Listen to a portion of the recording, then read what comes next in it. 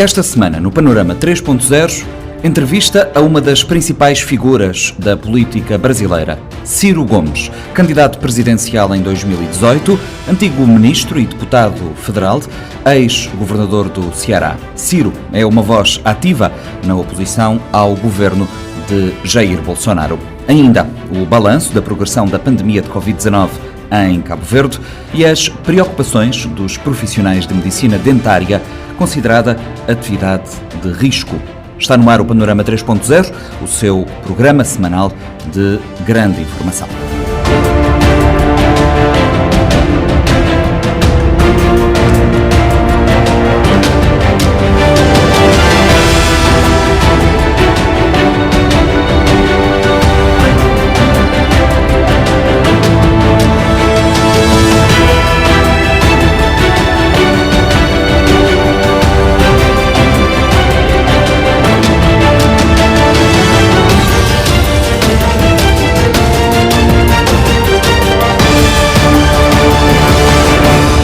Ciro Gomes, muito obrigado por ter aceitado o nosso convite. Deixe-me, neste início de conversa, recordar aos nossos ouvintes números que o Ciro conhece. Mais de 600 mil casos confirmados de Covid-19 no Brasil, perto de 35 mil mortos.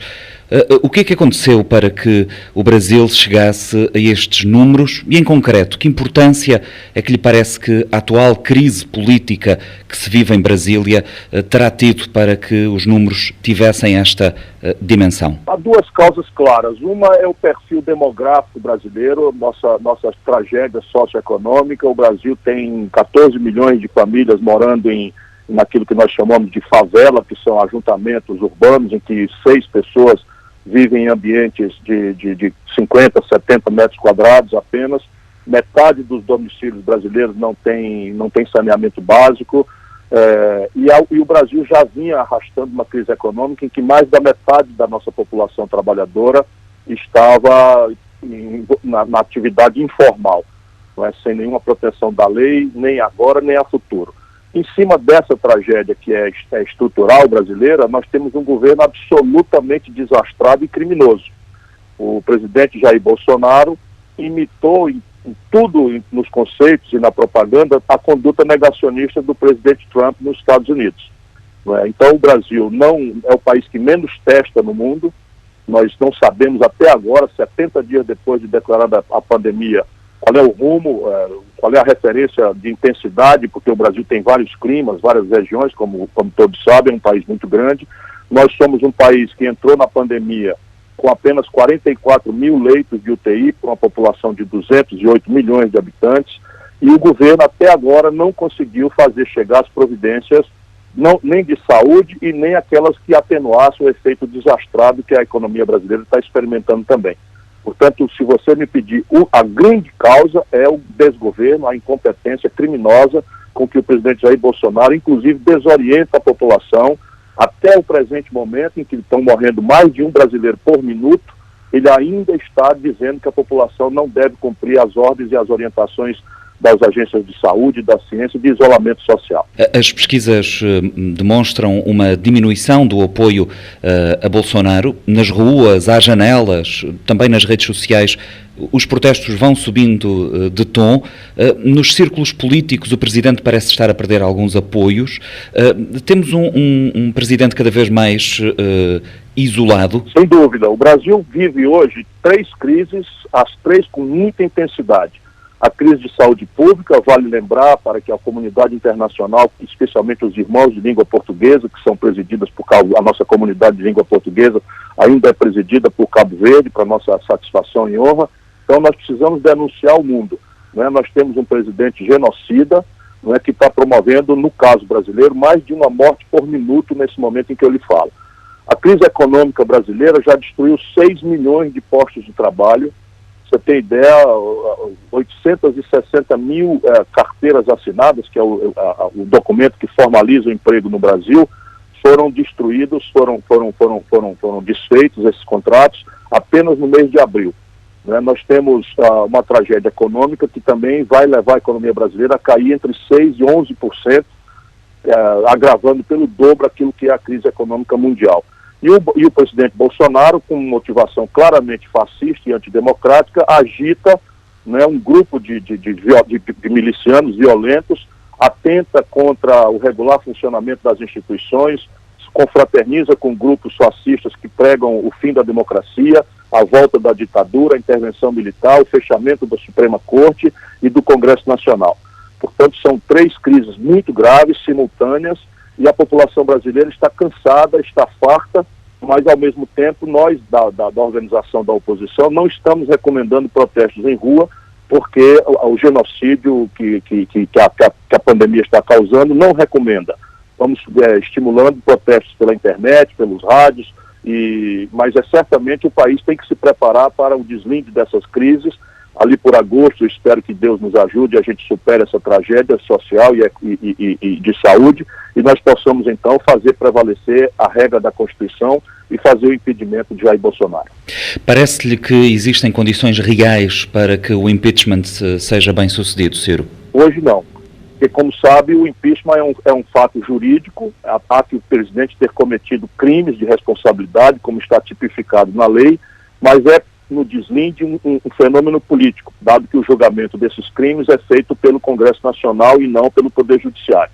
Portanto, os fatos jurídicos estão dados, né? O Bolsonaro atenta de forma sistemática contra o regular funcionamento das instituições, impede a autonomia federativa, que é outro crime na nossa legislação, obstrói a justiça quando aparelha as estruturas de justiça para a proteção de crimes cometidos por si, por sua família. Portanto, os crimes, sob o ponto de vista jurídico, estão formalizados e todas as evidências estão entregues já à apreciação do Congresso. Mas o Jair Bolsonaro ainda tem algo ao redor de 1/4 da população brasileira o apoiando.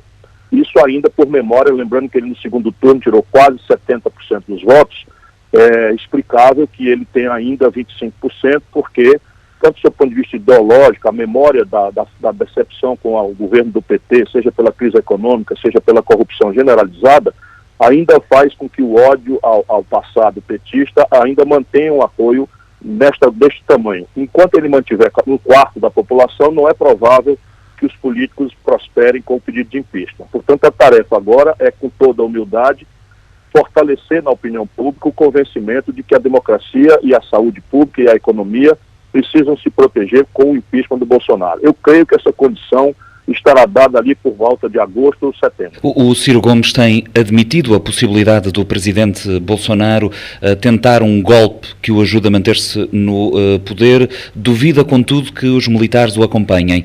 Em que situação é que isto deixa o Brasil? Olha, o Bolsonaro deseja o golpe, ele não esconde de ninguém, ele tem confraternizado com grupos que têm explícita clareza na sua agenda, propõem com muita clareza, sem nenhum disfarce, o fechamento do Supremo Tribunal Federal, a censura à imprensa, o fechamento do Congresso Nacional, pedem a intervenção militar, citam de forma fraudulenta um artigo da Constituição Federal que permite que os poderes acionem, os poderes democráticos, republicanos, acionem as Forças Armadas em caso de manutenção da lei e da ordem.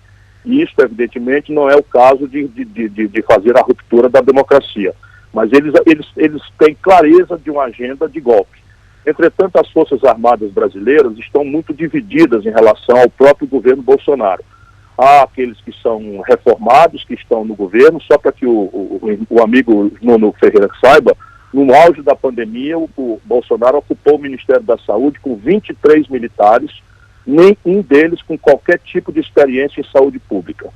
O palácio, onde estão os ministros, né, mais próximos ao presidente, é ocupado 100% por generais reformados, e o coordenador da política do Bolsonaro é um general da ativa.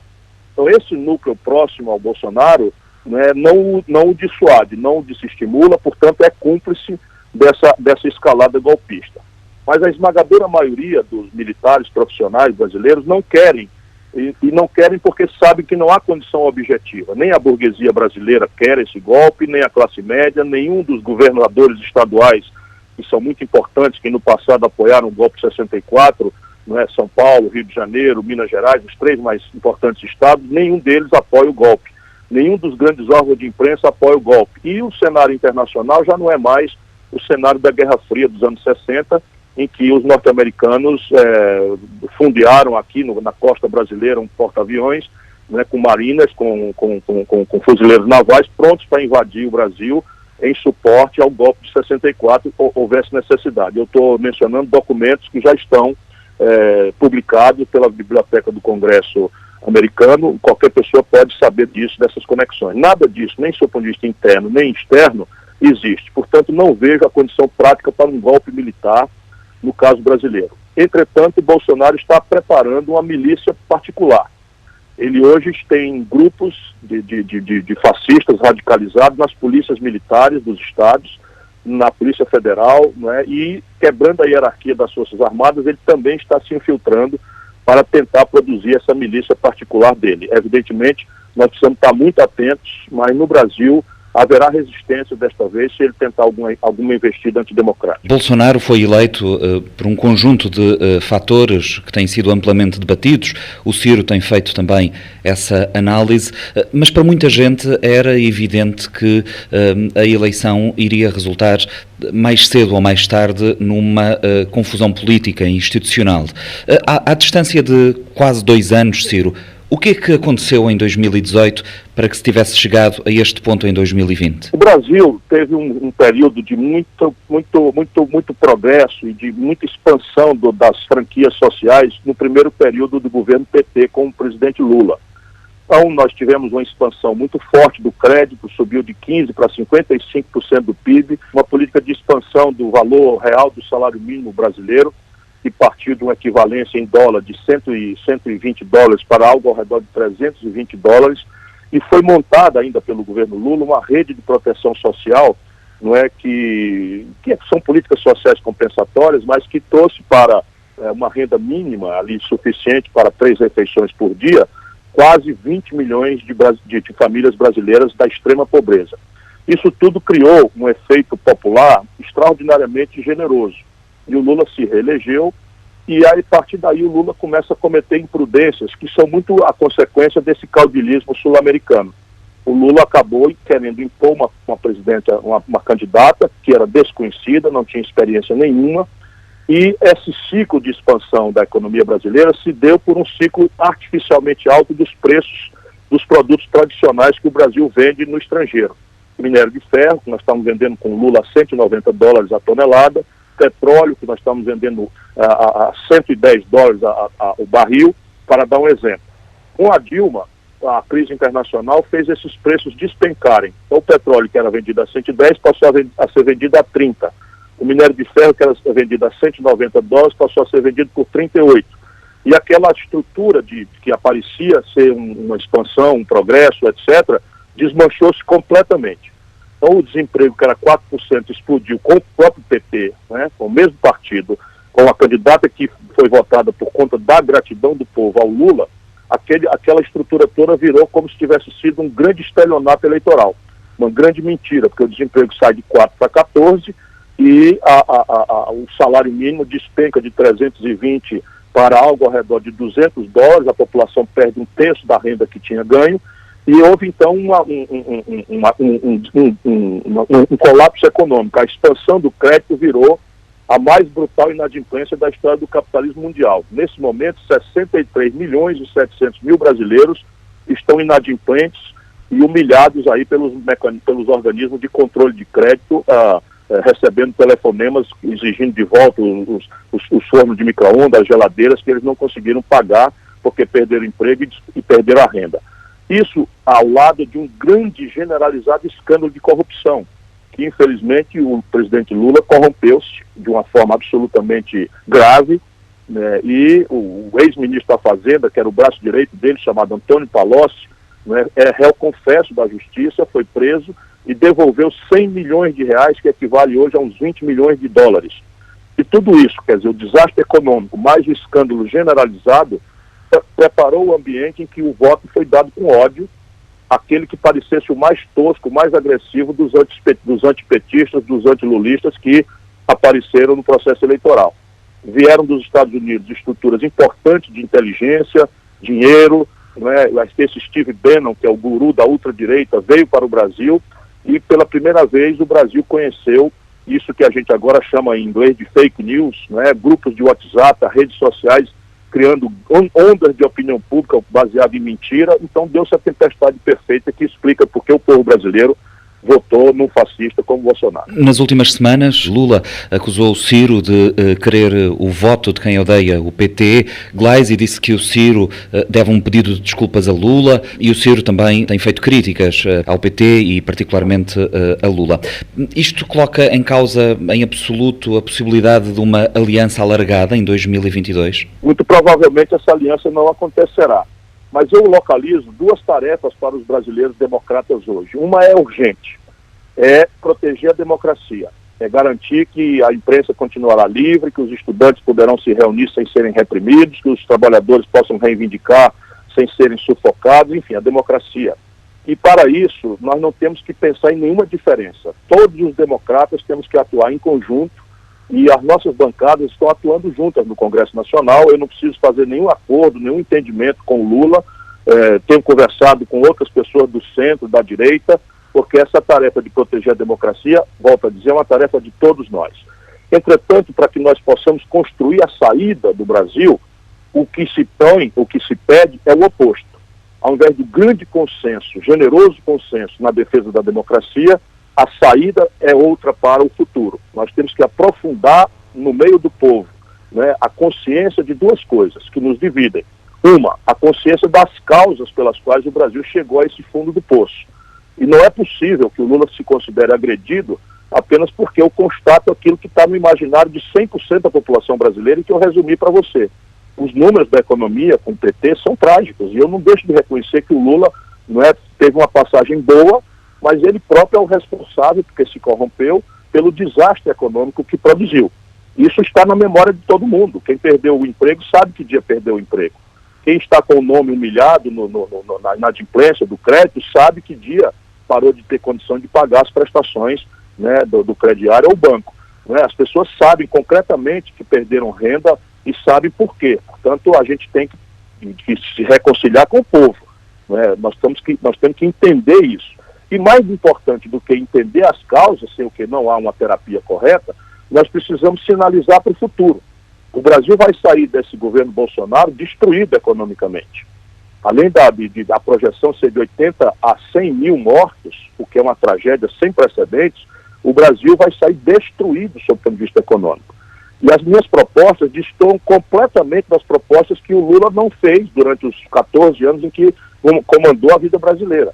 Por exemplo, eu proponho um sistema tributário que aumenta o imposto para os mais ricos.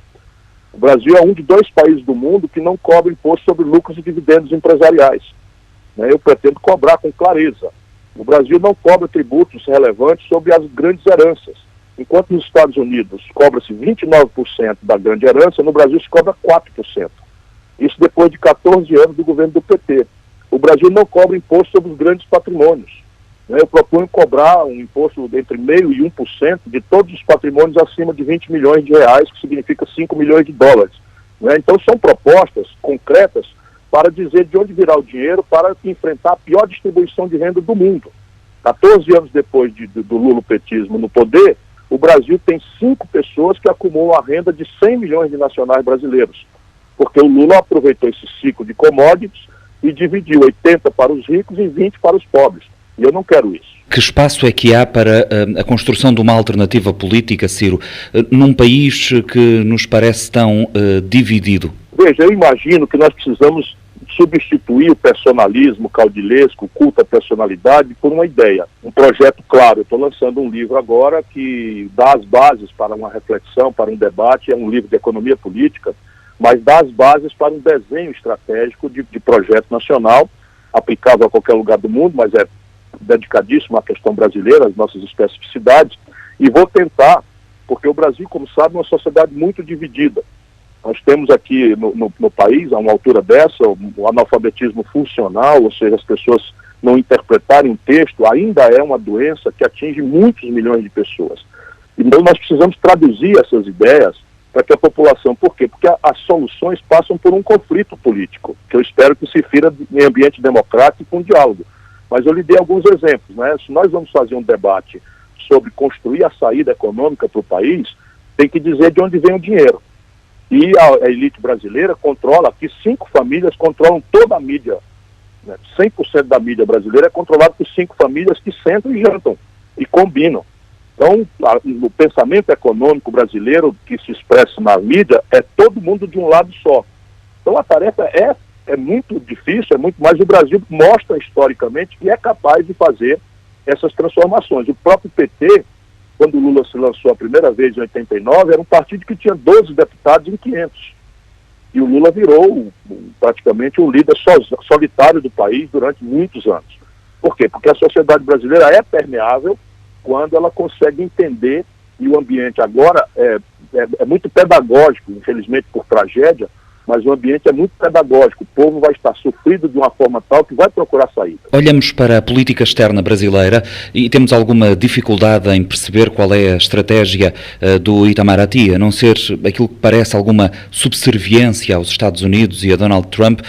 Tem sido muito referida nas intervenções do Ciro a questão da base de Alcântara. Que orientação lhe parece que existe na diplomacia brasileira neste último ano e pouco? O serviço público brasileiro é muito ineficiente, mas nós temos algumas ilhas que são modelares, né? Nós temos, por exemplo, o Itamaraty. A nossa diplomacia aqui no Brasil é profissional, é carreira de Estado, e nós temos tido uma história de presença em coisas importantes, não só na defesa da questão brasileira, mas na luta por uma ordem internacional multipolar, sentada no direito e não na violência, na autodeterminação dos povos, na não intervenção estrangeira em assuntos domésticos, enfim. E temos participado também de coisas importantes. Muito recentemente, o Brasil rabiscou as bases do entendimento que foi assinado pelo governo Obama na questão do Irã, porque o Brasil tinha uma imagem, né, de país não alinhado, capaz de dialogar com árabes e com palestinos e judeus. O Brasil é a maior comunidade italiana fora da Itália, a maior comunidade japonesa fora do Japão, a maior comunidade alemã fora da Alemanha. Portanto, por todas essas razões, o Brasil tinha uma diplomacia bastante respeitável. Isso foi destruído também. Hoje, a diplomacia brasileira se resume a entender o que é que Donald Trump quer e fazer de uma forma, inclusive, vil, porque são coisas práticas, que não consultam sequer a relação estratégica com a própria América do Norte.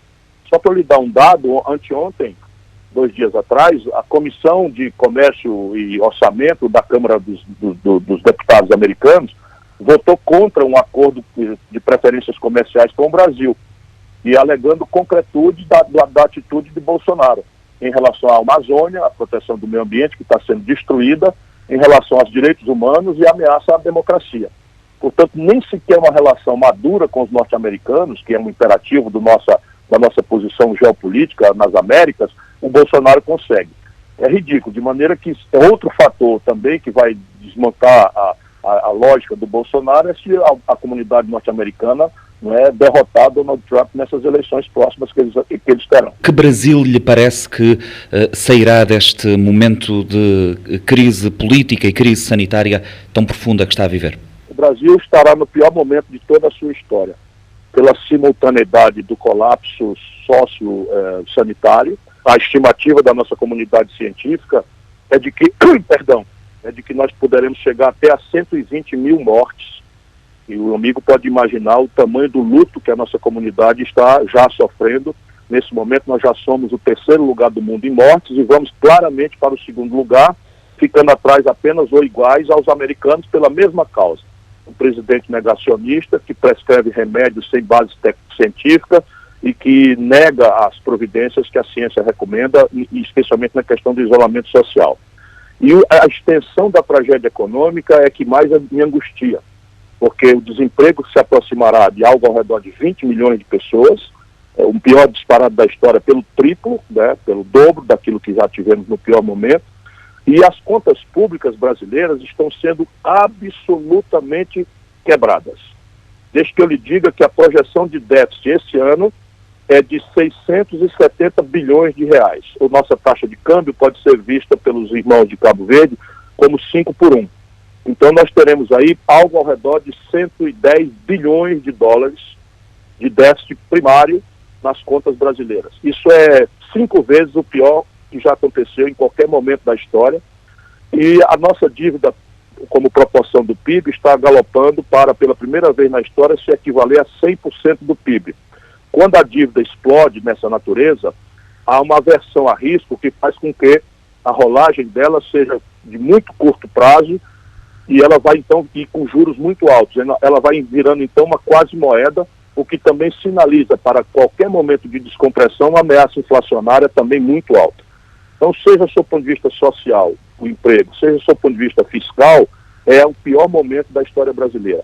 Tudo isso me preocupa muito, por isso é que eu acho que nós não podemos mascarar para o povo brasileiro, nem muito menos imaginar que há salvadores da pátria solitários capazes de resolver o problema.